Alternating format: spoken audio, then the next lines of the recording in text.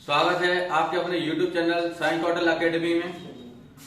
हम chapter discuss कर रहे हैं प्रतिशतता, और प्रतिशतता में जो क्वेश्चन कर रहे जा रहे हैं वो यूपी पुलिस के अब तक के ऑल आए हुए प्रीवियस ईयर क्वेश्चन कर रहे हैं। ठीक है, तो शुरुआत कर रहे हैं क्वेश्चन के माध्यम से। देखेंगे हम क्वेश्चन। श्याम ने 3600 रुपए के 2 मोबाइल फोन खरीदे। एक मोबाइल फोन को 50% लाभ पर बेचा जाता है और दूसरे को 25% हानि पर बेचा जाता है। अगर श्याम को समग्र लेन देन में न कोई लाभ न कोई नुकसान होता है तो 2 मोबाइल फोन की लागत मूल्य के बीच क्या अंतर है। ठीक है, तो ध्यान से देखो, यहाँ पे 3600 रुपए 2 मोबाइल खरीदे हैं उसने। एक को 50% के लाभ पर और दूसरे को 25% हानि पर बेचा है। तो इस क्वेश्चन को हम बिल्कुल बेसिक तरीके से, सिंपल तरीके से हम कर लेंगे, है ना। और इसमें लगा देंगे हम एलिगेशन। ये 50% के लाभ पर बेचा है और ये 25% की हानि पर बेचा है। ठीक है, 50% के लाभ, 25% की हानि, और उसको पूरे लेन देन में, समग्र लेन देन में उसको कोई कुछ नहीं उसको मिला है। कहने का मतलब उसको 0% का उसको प्रॉफिट और 0% का लॉस हुआ है। उसको 0% मिला है। तो यहां से एलिगेशन लगा देंगे हम। परसेंटेज से परसेंटेज काट देंगे। यहां से माइनस करके कितना आ जाएगा 50, और यहां से आ जाएगा ये 25। ठीक है भाई, अनुपात निकालेंगे 25 एकम 25, 25 दूनी 50। कहने का मतलब है कि आप 1:2 आ जाएगा, और जो 1:2 आएगा ये हमारा कॉस्ट प्राइस का रेशियो आता है। किसका रेशियो आता है? कॉस्ट प्राइस का। तो यहाँ पे 1 और 2 3 उसने पूछा है कि दोनों हमारी लागत मूल्य के बीच अंतर कितना है। तो यहां से अंतर निकालेंगे। तो यहां से देखेंगे अंतर कितने का है। यहाँ पे 1 का अंतर है अपन कुल वैल्यू कितनी हो जाएगी 2 और 1 3। टोटल अमाउंट कितना है 3600 रुपए। ठीक है भाई, 3600 रुपए का कुल अमाउंट है। 3 का भाग दे देंगे, कितना आ जाएगा 1200। तो उनका अंतर आ जाएगा 1200 रुपए का। ठीक है, बिल्कुल सिंपल तरीके से हम इसमें एलिगेशन लगा देंगे, और एलिगेशन लगा के ये क्वेश्चन बड़े आसानी से बन जाएगा। अब 50% का लाभ दिया है, 25% की हानि दी है, समग्र लेन देन में उसको कुछ नहीं मिला, कहने मतलब उसको 0% मिला है, और एलिगेशन लगा के ये क्वेश्चन हमसे बिल्कुल आसान तरीके से बन जाएगा, है ना। और यहाँ पे जो कॉस्ट प्राइस, यहाँ पे जो रेशियो निकल के आता है वो कॉस्ट प्राइस का रेशियो निकल के आता है। ये आपको विशेष ध्यान देना है इस बात का। ठीक है, नेक्स्ट क्वेश्चन देखेंगे। एक गांव की कुल आबादी X है जिसमें से 40% महिलाएं हैं। गांव में निरक्षर महिलाओं की संख्या गांव में निरक्षर पुरुषों के आधे के बराबर है, जो कि 4000 है। X का मान क्या है अगर गांव में साक्षर महिलाओं की कुल संख्या 6000 है। मान लें कि गांव में केवल साक्षर या निरक्षर हैं। ठीक है, तो यहां पे देखेंगे भाई कि गांव की कुल आबादी कितनी है X। तो हमें गांव की कुल आबादी निकालनी है ना। जो गांव की कुल आबादी निकल के आएगी वही आपकी X की वैल्यू होगी। तो गांव की कुल आबादी कैसे निकालेंगे? गांव की कुल आबादी निकालने के लिए ये हम बिल्कुल सिंपल तरीके से कर लेंगे, जिसमें जो बोला 40% महिलाएं हैं। गांव की कुल आबादी में 40% महिलाएं हैं, तो 40% को फ्रैक्शन में चेंज कर लो तो ये हो जाएगा 2/5, है ना। ये आ गई हमारी महिला, ये आ गई महिला, और ये आ गई हमारी कुल जनसंख्या। ये आ गई हमारी महिला और ये आ गई हमारी कुल जनसंख्या। ठीक है भाई, अब उसने बोला है, तो जरा ध्यान से देखेंगे, ये हमारे महिला, ये मेल हो जाएगी, अरे भैया मेल, और ये फीमेल। अब फीमेल महिला आई 2, तो मेल कितने हो जाएंगे यहाँ पे 3। समझने की कोशिश करना भाई। ठीक है, उसने बोला है गांव में निरक्षर महिलाओं की संख्या गांव में निरक्षर पुरुषों के आधे के बराबर है, जो कि 4000 है। तो इसमें निरक्षर उसने बोला जो कि 4000 है। 4000 क्या है इसमें, इससे याद ध्यान से देखो, गांव में निरक्षर महिलाओं की संख्या गांव में निरक्षर पुरुषों के आधे के बराबर है। निरक्षर पुरुषों के आधे के बराबर जो कि 4000 है। तो इसमें हमें देखेंगे यहां से, इसको हटाएं, निरक्षर पुरुष। निरक्षर पुरुष कितने हैं इसमें 4000। तो निरक्षर महिला कितनी हो जाएंगी, तो निरक्षर महिला कितनी हो जाएंगे, इसके जस्ट हाफ है 2000, ठीक है। निरक्षर महिला कितनी है? 2000। अब उसने बोला है साक्षर महिलाओं की, ये यहां से देखेंगे क्वेश्चन, अगर गांव में साक्षर महिलाओं की कुल संख्या कितनी है? 6000। गांव में साक्षर महिलाओं की संख्या कितनी है? 6000। चल जाए, साक्षर महिला कितनी है? 6000। तो कुल महिला कितनी है? यहाँ से कुल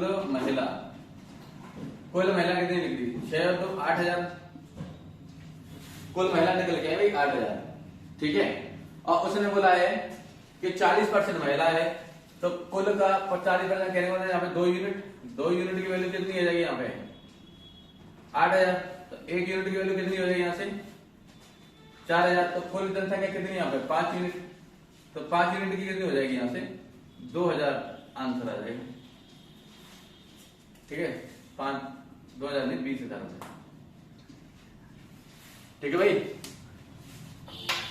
तो आपको लगा ये क्वेश्चन बिल्कुल सिंपल तरीके से करना। उसने बोला कि 40%, तो 40% हमने निकाला यहाँ पे। 40% क्या? 2/5। और उसने बोला निरक्षर पुरुष कितने? 4000। उसने बोला कि जो निरक्षर महिला है, निरक्षर पुरुषों का जस्ट हाफ है, आधा है। तो निरक्षर महिला कितनी आई? 2। जबकि साक्षर महिला कितनी है? 6। तो निरक्षर महिला प्लस साक्षर महिला, तो कुल महिला निकल के आ जाएगी 8। कुल महिला 8000 हो गई। अब जबकि उसने बोला 2 यूनिट, यहाँ पे 2 यूनिट कुल महिलाएं हैं, तो 2 यूनिट की वैल्यू हो जाएगी 8000, 1 यूनिट की वैल्यू 4000, तो टोटल 5 यूनिट की वैल्यू हो जाएगी 20,000। तो टोटल जनसंख्या कितनी निकल के आ जाएगी? 20,000। यही आपकी एक्स की वैल्यू होगी, यही आपकी एक्स की वैल्यू होगी, ठीक है भाई। हाँ जी, नेक्स्ट क्वेश्चन देखेंगे। एक दुकानदार ने कुल अनानास के 40% हिस्से को इसके लागत मूल्य के 4/5 पर बेचा, 36% को इसकी लागत मूल्य के आधे पर और शेष को इसके मूल्य पर बेचा। पूरे लेन देन पर नुकसान प्रतिशत क्या है? ठीक है। तो आप ये जो क्वेश्चन है इसमें परसेंटेज वैल्यू दिया है और फ्रैक्शन वैल्यू दिया है और कुछ नहीं। बस जैसे क्वेश्चन बोला गया है सिंपल तरीके से आप वैसे ही करते चलो, आराम से बन जाएगा क्वेश्चन, ठीक है भाई। देखो यहाँ पे इसमें बोला है कि एक दुकानदार ने कुल अनानास 40% हिस्सा है, 40% हिस्सा, तो ये हो जाएगा इसका फ्रैक्शन 2/5। तो अगर हमने मान लिया यहाँ पे कुल अनानास 5 है तो 40% हिस्सा कितना आ जाएगा? 2, ठीक है भाई। उसने बोला कि 40% हिस्सा, रुक जाओ, 40% 2/5। उसने परसेंटेज वैल्यू और दी है, इसको लागत मूल्य के 4/5 पर बेचा है, लागत मूल्य के 4/5। यहाँ पे फ्रैक्शन कौन कौन सी दी है ये समझ लेंगे पहले। ये 4/5 दिया है और क्या दिया? 36% दिया है ना, 36% दिया है। तो 36% को हम चेंज करेंगे 4 से 9, 4 से 25, 9/25 हो जाएगा, ठीक है भाई। हाँ जी। तो हम क्या करेंगे, जब कभी ऐसा क्वेश्चन बनता है तो इनकी जो फ्रैक्शन वैल्यू को हटाने के लिए इनकी जो बेस वैल्यू होती है उसका एलसीएम ले लिया करो, ठीक है। तो यहाँ पे एलसीएम लेके यहाँ पे संख्या निकल के आ जाएगी। यहाँ से मान लेंगे हम संख्या निकली कितनी? 25 एलसीएम आ जाएगा। तो संख्या मतलब ये है कि यहाँ पे टोटल अनानास मान लेंगे हम। क्या दिया है क्वेश्चन में? हाँ, अनानास, टोटल अनानास मान के आ जाएंगे 25, है ना। और उसका मूल्य मान लेंगे 1 रुपए, मूल्य वाले 25 का 1 रुपए। अब ध्यान से देखेंगे, उसने बोला है कि कुल अनानास आ गया हमारे पास 25 का 40% 2/5, तो 2/5 का इसे निकालेंगे तो 5 का हो जाएगा 5 दूनी 10% अनानास, 10 अनानास उसने 4/5 पर बेचा। कितने पर बेचा उसने? 4/5 पर बेचा। 10 अनानास को उसने 4/5 पर बेचा। 36% को भाई इसकी हमने लागत मान ली 1, कितनी मान ली? 1 रुपया लागत मूल्य। हाँ जी, 36% 9/25, तो 25 का 9/25 निकालेंगे तो 9 आएगा। कितनी लागत मूल्य पर बेच रहा है? 36 में इसकी लागत मूल्य के आधे पर बेच रहा है। तो ये अगर यहाँ पे इसका कॉस्ट प्राइस 1 है तो यहाँ पे कितना हो जाएगा? आधा लागत मूल्य पर बेच रहा है और शेष को इसके लागत मूल्य पर बेच रहा है। ध्यान से देखो, शेष कितना है? 10 यहाँ पे गए, 9 यहाँ पे हो गए, टोटल 19 हो गई। 25 में से 19 घटाएंगे, कितना बचेगा? 6, और इसके लागत मूल्य कितना? 1। ये हमारा टोटल पूरा का पूरा सेलिंग प्राइस निकल गया। क्या निकल जाएगा? Selling price. समझो टोटल हमारे पास अनानास थे 25 और 25 अनानास को 10 अनानास यहाँ पे बेचे, 9 अनानास यहाँ पे बेचे और बचे कितने 6। तो देखे 10 अनानास 19 और 6 25, टोटल 25 बिके, इतने इतने भाव में बिके। देखेंगे इसको कितना में बेचा। तो 5 से काटो 2 2 गुना 4 8 आ गया। ये कितना हो जाएगा 4.5 और ये हो जाएगा 6। ठीक है 6 और 4 10 और 8 18। ये कहने मतलब है 18.5 रुपए में बेच दिया। अगर उसका कॉस्ट प्राइस हमने मान लिया अनानास थे 25 रुपए के, बेचे कितने 18.5 रुपए के, भाई तो यहाँ से इसको लॉस कितने का हो रहा है, यहाँ से उसको हानि कितने की हो रही है। यहाँ से देखो हानि हो रही है उसको 25 में से 18.5 घटा देंगे है ना, तो कितने बचेंगे 6.5 बचेंगे। 25 में से 18.5 माइनस कर देंगे तो 6.5 बचेंगे। ठीक है भाई, अब 6.5 उसने पूछा ये हानि परसेंट में निकालना है हमको। हानि क्या निकालनी है हमको, हानि परसेंट। तो हमको हानि परसेंट निकालेंगे यहाँ से। हानि परसेंट फॉर्मूला क्या होता है, हानि बट्टे क्रय मूल्य। हानि बट्टे क्रय मूल्य कितना हमारे पास 25 और परसेंट में बदलने के लिए 100% से करेंगे गुणा। ठीक है भाई, 25 से काट दो इसको 4 बार और 4 से 24 और 4 बना 20, 2 मतलब 26% का इसका हानि परसेंट निकल के आ जाएगा। ठीक है भाई, तो बेहद आसान तरीके से कर लेंगे, बिल्कुल सिंपल तरीके से। बस आपको क्या करना है कि यहाँ पे जब भी कोई वैल्यू दिया होकर है उसको आपको बस एलसीएम में मान लो। तो यहाँ पे टोटल अनानास का जो कॉस्ट है वो 25 आ जाएगा। 25 का इस तरीके से उसने बेच दिया। हानि आई हमारी 6.5 की हानि परसेंट निकाली हमने 25 पर, जो क्या है 26% का। ठीक है भाई, हाँ जी। नेक्स्ट क्वेश्चन देखेंगे। क्वेश्चन है एक संख्या का 50% दूसरी संख्या के 40% से एक अधिक है। अगर मूल संख्याओं के बीच का अंतर 10 है तो दोनों संख्याओं के योग का मान ज्ञात करें। ठीक है, तो यहाँ पे पहली संख्या दे रखी है, दूसरी संख्या दे रखी है, 2 संख्या दे रखी है। यहाँ पे पहली संख्या का उसने कहा है कि 40% है, पहली संख्या का 50% है, दूसरी संख्या का 40% से एक अधिक है। ठीक है भाई, तो यहाँ पे मान लेंगे कि पहली संख्या x है, तो x का 50% मतलब 1/2, जो कि दूसरी संख्या के 40% कितना होता है 2/5 से एक अधिक है। सिंपल तरीका है, बस इसको इधर ले आओ। ये हो जाएगा x/2 माइनस 2y/5 बराबर में 1। अब फिर उसने कहा है कि यहाँ पे दूसरी संख्या जो है, दो संख्या का अंतर 10 दे रखा है, तो यहाँ पे देखो यहाँ पे y माइनस एक्स बराबर 10 करेंगे। ठीक है, तो अब हम क्या करेंगे, इसको शॉर्टकट में निपटाने के लिए दोनों तरफ 2 से भाग दे दो, इधर भी 2 से भाग दे दो, इधर भी दे देंगे, इधर भी दे देंगे। ठीक है, ये समीकरण 2 बन जाएगा। पहले समीकरण को दूसरे समीकरण को ऐड कर देंगे तो ये x/2 और x/2 ये बिल्कुल कैंसिल हो जाएगा, है ना। तो ऐड करने में हमें क्या बचेगा y/2 plus 2y/5 is equal to, ये 2 से कट जाएगा 5 और 1 जुड़ के कितना हो जाएगा यहाँ पे 6। ठीक है भाई, तो देखो यहाँ से ये 5 से कम 5, 2 दूनी 4, 5 और 4 ये हो जाएगा 9y/5 दूनी 10 बराबर आ जाएगा 6।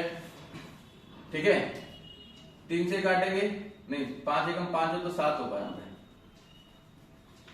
क्या मिस्टेक हो गई, मिस्टेक कुछ हो गई क्या। 50% 40% एक अधिक है, 50% का आधा 40% का ये इससे एक अधिक है, सही है। तो x/2 माइनस 2y/1 ये भी सही है। अब दूसरी संख्या, दोनों संख्या का अंतर कितना है 10 है, तो y/2 x/2 जोड़ेंगे तो x/2 कैंसिल हो जाएगा, तो y/2 अच्छा ये गड़बड़ी है यहाँ पे, इनको ऐड करेंगे तो y/2 माइनस का ये हो जाएगा 2y/2 बराबर में 5 और 1 6। ठीक है, 5 से 5 में से 2 हटाएंगे, ये हो जाएगा 5y माइनस के 4y/5 दूनी 10 बराबर में 6। तो 5 में 4 जाए तो 1 और y इधर जाके गुणा हो जाएगा, y बराबर आ जाएगा 60। ठीक है, y की वैल्यू 60 है तो दूसरी संख्या कितनी निकलेगी यहाँ से, दूसरी संख्या कितनी निकलेगी। अब दूसरी संख्या चाहे यहाँ रखो चाहे यहाँ रखो, कहीं भी रख दो, आंसर यहाँ से निकल के आ जाएगा। तो दूसरी संख्या x की वैल्यू निकालेंगे तो ये हो जाएगा x/2 बराबर, ठीक है, y कितना 60 गुणा 2/5 प्लस में 1। 5 से काटेंगे जी 12 दूनी 24 और 25, 25 दूनी 50, x की वैल्यू निकलेगी यहाँ से 50। ठीक है भाई, तो दोनों संख्या का जो योग निकलेगा दोनों संख्या का 60 और 50 110 हो जाएगा। योग कितना हो जाएगा 60 और 50 110। ठीक है, इस क्वेश्चन को सबसे आसान तरीके से इक्वेशन बनानी पड़ेगी, बिना इक्वेशन के सॉल्व नहीं हो पाएगा। ठीक है, परसेंटेज का डिफरेंस यहाँ पे लेंगे तो वहां गलती होने की संभावना हो जाएगी। आप इस सवाल को ऐसे बेसिक से बनाएं, बेसिक से काफी आसान हो जाएगा। ठीक है भाई, हाँ। तो नेक्स्ट क्वेश्चन देखेंगे, और नेक्स्ट क्वेश्चन देखने से पहले हम आपको बताना चाहेंगे, अगर आपको हमारी वीडियो अच्छी लग रही है और पसंद आ रही है तो लाइक करें, शेयर करें, सब्सक्राइब करें और हमारा हौसला बढ़ाते रहें। ठीक है भाई, नेक्स्ट क्वेश्चन देखेंगे। ABC पब्लिक स्कूल की प्रवेश परीक्षा के लिए 320 छात्रों ने आवेदन किया, 230 छात्रों ने परीक्षा पास की और बचे हुए में से 11.11% परीक्षा पास नहीं कर पाए। ठीक है सर, उन छात्रों की संख्या ज्ञात करें जो परीक्षा के लिए हाजिर नहीं हुए। कहने का मतलब है कि भाई फॉर्म तो बहुत सारे लोग भरते हैं, लेकिन कुछ बच्चे ऐसे भी होते हैं जो परीक्षा देने भी नहीं जाते हैं, डर जाते हैं रास्ते में। कहीं आप लोगों में तो ऐसे नहीं है कोई, क्यों भाई कि जो बस जाते हैं, क्यों फॉर्म तो भरे, चलो अब यूट्यूब पे इसकी वीडियो चल रही है, चकाचक अरे भरे फॉर्म, पता चला पढ़ते लिखते तो कुछ है नहीं है, बस फॉर्म भर दिया, बात में जब आया कहीं सेंटर पड़ गया इधर उधर, बस वहीं पे फिर हो जाते हैं कि भाई अब तो रहने दो, अब नहीं जा रहे हैं। तो ऐसे कुछ होते हैं। इसमें दिया है ABC पब्लिक स्कूल प्रवेश परीक्षा के लिए 320 छात्रों ने आवेदन किया है ना। तो आवेदन किया कहने का मतलब है कि कुल छात्र कितने हैं 320। आवेदन कितने किया 320 छात्रों ने आवेदन किया और पास हुए कितने छात्र, यहां से पास कितने हो रहे हैं, पास हो रहे हैं साहब आपके 230 छात्र पास हो रहे हैं, 230 छात्र पास हो रहे हैं, है ना। तो शेष कितने आएंगे जरा ध्यान से देखिए, शेष निकालो। 320 में से 210 घटाए कितने आ जाएंगे 90 शेष आएंगे। शेष में 90 वो होंगे भाई जो पास, जो मतलब जो अनुपस्थित लोग, जो पेपर दिल्ली ही नहीं गए, और कौन से होंगे इसमें फेल। भाई टोटल इन्होंने आवेदन किया 320 में, 230 छात्र पास हो गए, बचे कितने 90 में वो छात्र आएंगे जो पेपर देने नहीं गए थे और जो कि फेल हो गए थे। ठीक है सर, उसने कहा है क्वेश्चन में बोला है बचे हुए में से 11.11% परीक्षा पास नहीं कर पाए, मतलब फेल छात्र। बचे हुए कितने हैं 90 का 11.11%, 11.11%। अब आप ये 11.11% है ना, तो इसको हटा के डायरेक्ट आप यहाँ पे लिख दो 1/9। 11.11% की जो फ्रैक्शन वैल्यू होती है, 11.11% की फ्रैक्शन वैल्यू होती है 1/9। तो 11.11% की जगह हमने रख दिया 1/9। तो यहाँ से फेल छात्र कितने निकलेंगे, फेल छात्र निकले 10, है ना। तो शेष कितने बचे थे जिसमें अनुपस्थित छात्र और फेल छात्र, फेल छात्र हमारे यहाँ पे 10, तो अनुपस्थित छात्र यहाँ से निकल के कितने आ जाएंगे भाई, अनुपस्थित छात्र टोटल छात्र बचे कितने थे 90, 10 छात्र हमारे फेल हो गए, तो अनुपस्थित छात्र बचेंगे 80। यही आपका आंसर हो जाएगा। ठीक है, ऐसे सिंपल से सवाल है। देखेंगे नेक्स्ट क्वेश्चन। संख्या 7 स्क्वायर प्लस 1 2 का क्यूब इंटू 5 का क्यूब का कितना प्रतिशत है ना। इसने बोला है कि जो संख्या है हमारी 7 स्क्वायर प्लस 1, तो 7 स्क्वायर प्लस 1 करेंगे तो कितना आएगा, 7 का स्क्वायर होता है 49, है ना, 7 का वर्ग 49 प्लस 1। देखो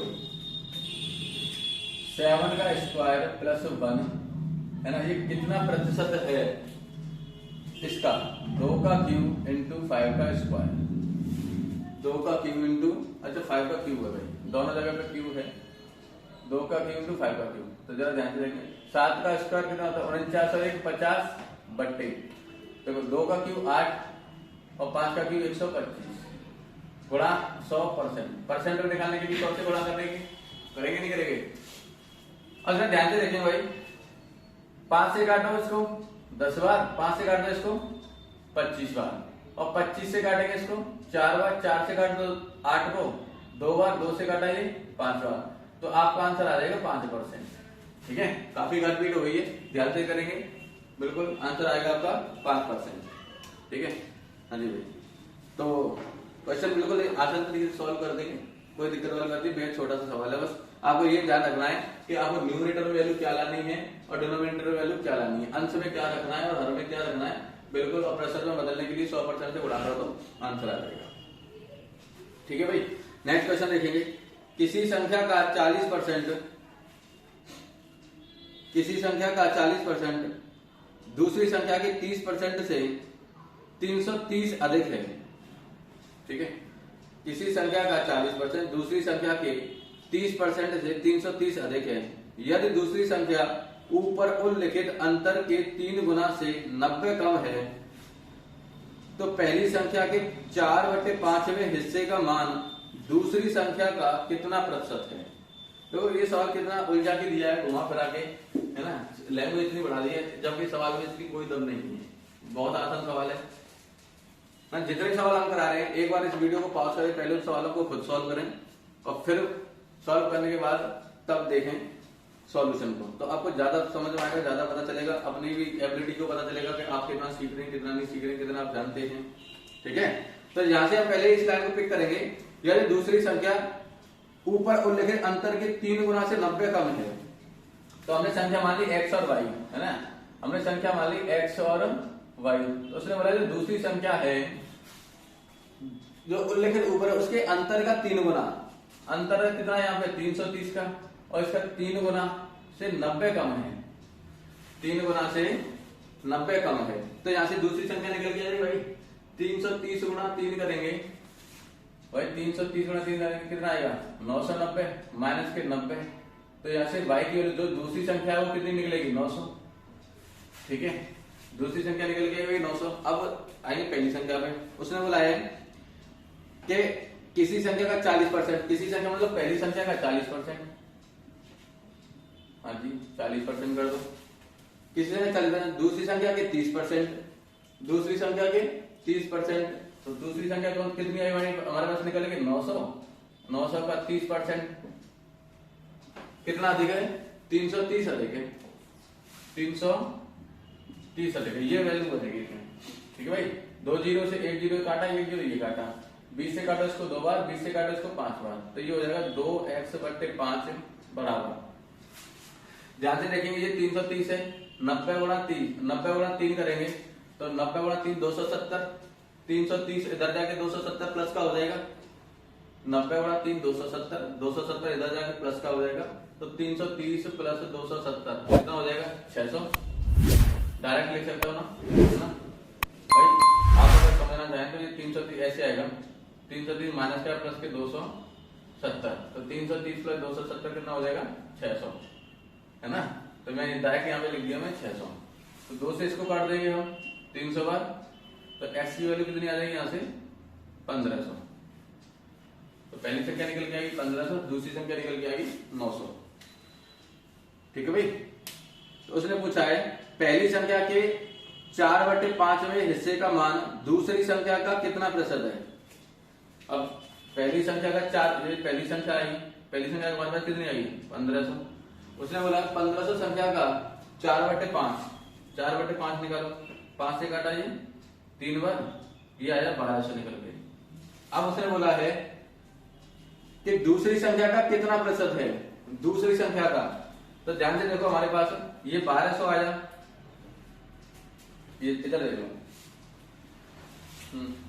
ये कितना है 1200 आया और ये कितना है 900, तो इसको आसान में रेशियो चेंज कर लो, ये आ जाएगा 3 से करेंगे 4 बार, ये आ जाएगा 3 बार, तो 1200 उसका कितना, किसका दूसरी संख्या का कितना प्रतिशत है, तो दूसरी संख्या कितनी आई हमारे पास 4/3 इंटू में 100%, 1/3 होता है 33, 1/3 जस्ट इससे 1 बड़ा है, तो आंसर आ जाएगा आपका 133.33%। ठीक है भाई, ये आपका आंसर हो जाएगा, यहाँ पे देख लेना, बिल्कुल आसान तरीका है, कोई दिक्कत नहीं, सिर्फ कैलकुलेशन बढ़ी है, बस इसमें गुणा भाग ज्यादा किया गया है, कैलकुलेशन बढ़ी है और कुछ नहीं इस सवाल में, बाकी का ये सवाल बेहद आसान है। ठीक है, हाँ जी, नेक्स्ट क्वेश्चन देखेंगे। इसमें कहा गया है कि 40 किलो केक के 5 व्यक्तियों ए बी सी डी और ई के बीच इस तरह से वितरित किया जाता है कि इसका 15% ए को दिया जाता है, 25% सी को दिया जाता है, 30% ई को और 20% डी को। यदि 1 किलो केक की कीमत 150 रुपए है और प्रत्येक व्यक्ति उसके द्वारा प्राप्त हिस्से के अनुसार भुगतान करता है, तो बी और ई दोनों द्वारा मिलाकर भुगतान की गई राशि कितनी है ना। इसमें 40 किलो केक दिया गया है और उसको A B C D E 5 लोगों में बांटा गया है और जो भुगतान कर रहे हैं वो जितना उनके हिस्से में जो केक आ रहा है उसी का वो भुगतान कर रहे हैं। ठीक है भाई। हाँ, तो दिया 1 किलो केक की कीमत 150 रुपये है। तो पहले यहां से देखेंगे कैसे करेंगे। ए बी सी डी और ई है ना। उसने बोला है क्वेश्चन में कि ए को 15% दिया जाता है ए को, ठीक है। फिर 25% दिया जाता है सी को, तो सी को दिया जाता है यहाँ पे, सी के नीचे लिख लेंगे यहाँ पे 25%, सी को दिया जाता है 25 और 30% ई को। ई को कितना मिल रहा है भाई? 30% मिल रहा है। 30% ई को और 20% डी को। डी को कितना मिल रहा है भाई? 20% मिल रहा है डी को। तो यहां से हम देखेंगे कि यहाँ पे बी के हिस्से में कितना आया। तो ध्यान से देखो 25 और 15 40, 40 और 20 60, 60 और 30 90। 100 में से 90 घटा के आया 10, तो 10% मिल रहा होगा बी को। हम क्या करेंगे, इन सभी वैल्यूओं का हम रेशियो ले लेंगे। क्या ले लेंगे? रेशियो से बहुत जल्दी आसान से क्वेश्चन बन जाएगा ये। परसेंटेज से परसेंटेज घटाया, ठीक है भाई। 5 से काटा इसको 3 बार, 5 से काटा इसको 2 बार, 5 से काटा 5 बार, 5 से 4 और 5 से 6। तो कहने का मतलब ए के हिस्से में केक आ जाए 3 यूनिट, बी के में आ जाए 2, सी के में 5, डी के में 4, ई के में 5। तो ये आ गया कुल। यहाँ पे कुल कितना हो जाएगा? 6 4 10 और 5 15 और 20 हो जाएगा। यहाँ पे कुल कितना हो जाएगा? कुल 20 यूनिट हो गया केक। जबकि वहां पे जो टोटल केक दिया है वो 40 किलो दिया है, तो 20 यूनिट की वैल्यू कितनी आ जाएगी? 40 केजी। तो 1 यूनिट की वैल्यू कितनी आ जाएगी? यहाँ से 2 केजी, है ना भाई। उसने क्वेश्चन में कहा गया है कि बी और ई दोनों द्वारा मिलाकर भुगतान की गई राशि कितनी है। तो बी और ई दोनों द्वारा, तो यहाँ पे बी को कितना मिल रहा है? 2 यूनिट, ई को कितना मिल रहा है? 6 यूनिट। 6 और 2 8, दोनों मिला के कितना एक खरीदेंगे? 8 यूनिट। तो 2 यूनिट इंटू 8 यूनिट 16 किलोग्राम भाई। बी और ई को कुल केक मिला 16 किलोग्राम, है ना। उस समय से अब उनका भुगतान करना है। 1 किलो केक का उसने दिया है, 1 किलो की कीमत है 150 रुपए। तो 16 यहाँ पे दिया 1 केजी कीमत कितनी है? 150 रुपए। तो 16 केजी केक का मूल्य कितना हो जाएगा? 150 गुणा 16, तो 15 गुणा 16 करेंगे तो 240, एक जीरो बढ़ जाएगा, 2400 रुपए आपका आंसर आ जाएगा। ठीक है भाई, सिंपल है। 1 किलो केक का मूल्य 150 रुपए है, तो 16 किलो केक का मूल्य कितना हो जाएगा? 2400 रुपए। बाकी का आप इसको परसेंटेज को हटा के बाकी रेशियो में बनाए। रेशियो में बना के आपके क्वेश्चन बहुत आसान हो जाएगा। ये इतना लंबा तो लिखने में हो गया, वरना इतना लिखने में नहीं होता। ठीक है भाई। हाँ, बेहद आसान सवाल है। आप इस तरीके से देखें, करके देखें अपने आप, फिर इसको देखें। नेक्स्ट क्वेश्चन देखेंगे हम। x का 20% y के 15% के बराबर है। यदि y का मान 260 है तो x का मान क्या है? बेहद आसान सवाल है। देखते ही आप सवाल तो बिल्कुल दिमाग में आ गया होगा कि कैसे करना है। बस कैलकुलेशन है और कुछ नहीं। ठीक है भाई। इन क्वेश्चनों से आपको आइडिया हो जाएगा कि यूपी प्लस में आने वाले जो मैथ के क्वेश्चन होते हैं कितने किस टाइप के होते हैं। तो इसने बोला है कि x का 20%, x का 20%, परसेंट की जगह पे हम 100 रख लेते, 20/100, 260। और देखो y का मान दिया उसने 260, है ना। तो 260 y की जगह रख देंगे हम।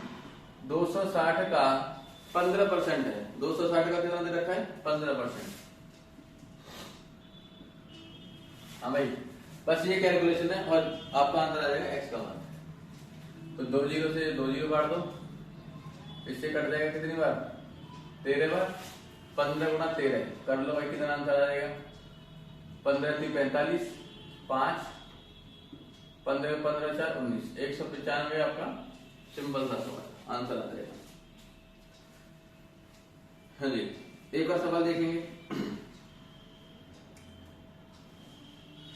250 का कितना प्रतिशत 700 होता है? 250 का कितना प्रतिशत 700 होता है? तो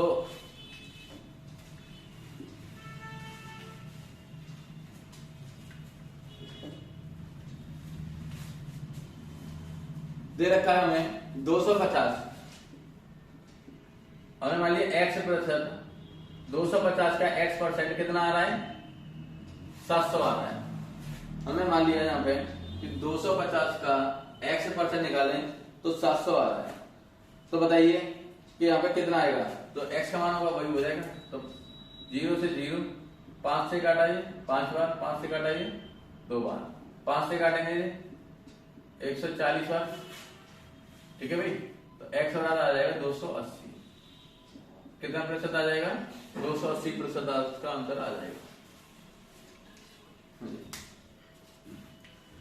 एक वर्गाकार खेल के मैदान की भुजा 60 मीटर है। प्रत्येक भुजा में 15% की वृद्धि हुई है। इसके क्षेत्रफल में प्रतिशत परिवर्तन कितना होगा? तो एक वर्गाकार खेल थे,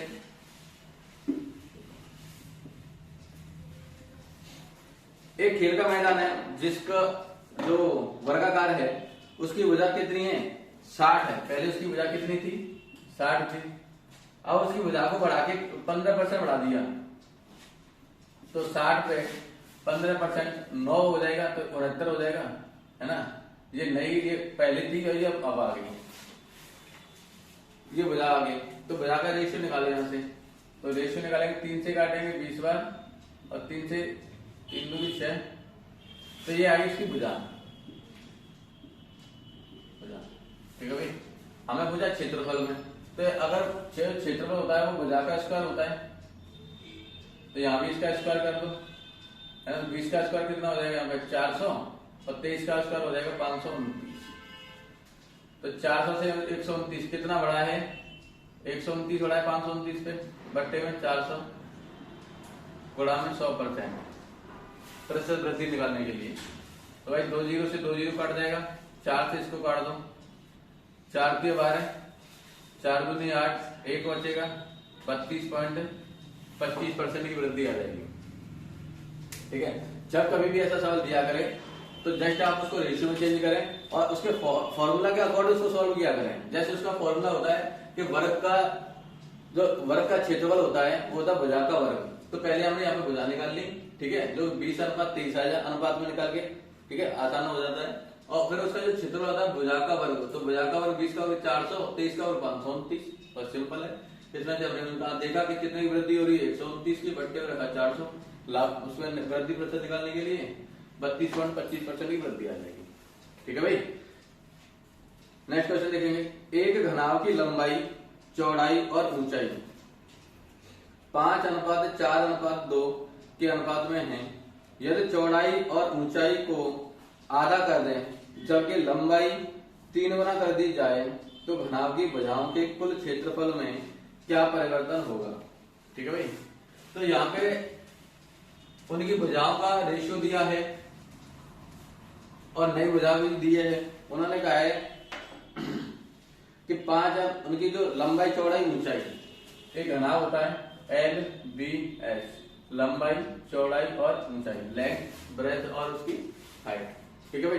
किस किस रेशियो दे रखी है? 5:4:2, 5:4:2, है ना। अब फिर उसने बोला है कि यदि चौड़ाई और ऊंचाई को आधा कर दें, यदि चौड़ाई और ऊंचाई को, ये रही ये चौड़ाई और ये रही ऊंचाई, इनको आधा कर दें तो अब कितना हो जाएगा? इनका ये हो जाएगा 2 और ये हो जाएगा 1। यदि चौड़ाई और ऊंचाई को आधा कर दें जबकि लंबाई 3 गुना कर दें, लंबाई पहले 5 थी तो 3 गुना हो गई, कितनी हो जाएगी? ये 15, है ना। अब यहाँ से जो घनाभ है, घनाभ की लंबाई, चौड़ाई और ऊंचाई का जो भुजाओं का अनुपात आ गया, नया अनुपात ये आ गया, उसने पूछा है कि घनाभ की भुजाओं के कुल पृष्ठीय क्षेत्रफल। तो कुल पृष्ठीय क्षेत्रफल जो होता है हमारा फॉर्मूला आपको वो याद होना चाहिए पहले, है ना। तो यहाँ पे जो क्षेत्रफल होता है वो 2 ब्रैकेट में LB plus BH plus H है ना। इससे सॉल्व करेंगे हम। तो यहाँ पे पहले था पहले वाला क्षेत्रफल तो 2 है ना। तो इसका LB 5 चौक 20 हो जाएगा यहाँ पे, प्लस BH 4 दूनी 8 हो जाएगा, प्लस HL 5 दूनी 10 हो जाएगा। तो यहां से देखो 20 और 10 30 और 8 38 दूनी 76 हो जाएगा। बोलो भाई 20 और 10 30 और 8 38 गुणा 2 करेंगे तो 38 दूनी 76। ठीक है। अब यहां से देखेंगे नया क्षेत्रफल कितना बनेगा।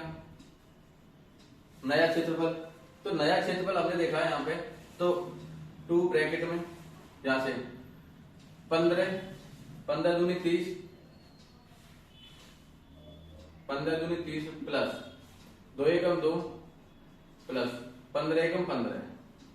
ठीक है भाई। देखो 15 2 17 30 और 17 47, 2 गुणा 47, 30 और 2 17 47 हो जाएगा।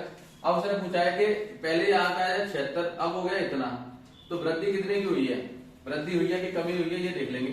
तो 47 गुणा करेंगे तो कितना हो जाएगा 94। तो कितने की वृद्धि हुई है यहाँ से 14 से 6 घटाओ, यहाँ से 14 से 6 जाएंगे तो 8 बचेंगे, और यहाँ कितने बचेंगे 8 और 7 18 की वृद्धि कितने पे 76.2 करेंगे 100%। ठीक है भाई। तो 2 से काटा 9 बार, 2 से काटेंगे ये 38 बार, 2 से काटा ये 19 बार, 2 से काटा ये 50 बार, 5 9 में 45। तो यहाँ पे कैलकुलेशन करते हैं 450 में भाग देना पड़ेगा हमको 19 से, है ना। तो 19 दूनी 38, 17 बचेगा 170 हो जाएगा, है ना। 19 9 में 171, तो लगभग 28% के समथिंग कुछ जाएगा लगभग। तो 28% वाला आपका ऑप्शन में जो आंसर हो जाएगा। ठीक है भाई। जो ऑप्शन में आंसर है वही आपका आंसर हो जाएगा। ठीक है। तो आप ये क्वेश्चन बना सकते हैं बेहद आसान तरीका से। अब एक बार ये फॉर्मूले को देखें और तब ये क्वेश्चन करें। ठीक है भाई। अगर आपको हमारी ये वीडियो पसंद आ रही है, लाइक करें, शेयर करें, सब्सक्राइब करें, और आप जो भी उनका भला करना चाहते हैं उनको शेयर करें। ठीक है। ओके भाई, थैंक यू।